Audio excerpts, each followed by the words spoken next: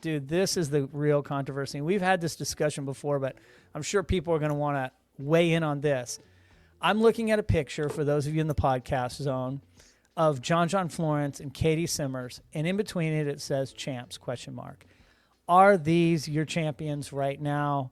How do you feel about this going into the WSL Finals? Yeah, no, if you're asking me, hell yeah, I'm asking you. And how do you all in the comments feel too?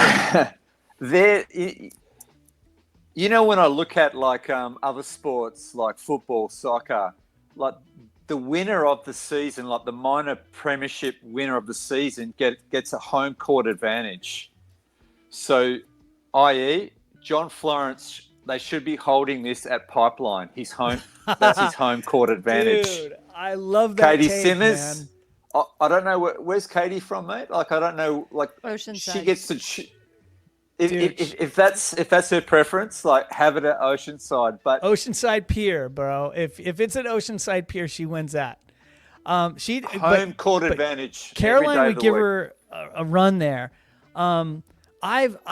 We had this conversation earlier in our show season, and we were trying to come up with things, and one of the things I realized was, yeah, there's playoffs in football. For example, American football, the two best teams go into the playoffs, and they may not win the Super Bowl. And I'm not a huge football guy. I watch it, I enjoy it, but the one I remember was the New York Giants beat the Patriots, who were undefeated up to that point. And it was certainly a controversy, but it's just how they've done it for so long. The difference is this. If someone's injured on the Patriots, that's okay. They have people to sub in. This is a single-person sport, like an F1 racing team, and they do F1 by points. So I've kind of come back to, yeah, I agree that it probably should be based on points. But here's my concession, is that the trophy should be called the Kelly Slater Performance Trophy for the most season points. And you give a nod to the GOAT, and then the finals day would be a finals trophy, or it could be, I don't know, you could call that something. But you could have an event that could be called some kind of trophy. Andy Ironshire, I don't know. You come up with a trophy. It doesn't have to be named after someone. But the question becomes, which trophy is the world champion? And the WSL, man, they are not quick to change their mind on things.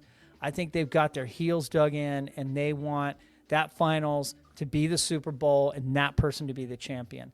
And I'm starting to really question it, especially if this year John doesn't get it after being so far ahead. Yeah, that'd be shit. It would be shit, and it would be like a Carissa story.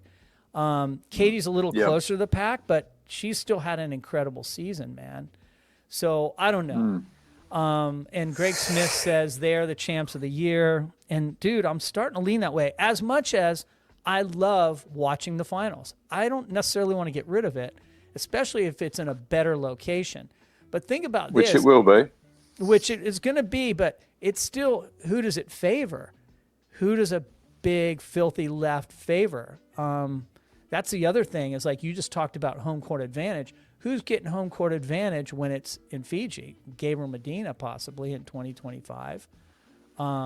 So that's always going to be a part of the puzzle, too. But the reason why you should give it on points is because you've just solved the issue of they're going through 9 different events with 9 different conditions and waves, and you should be the champion. Boom.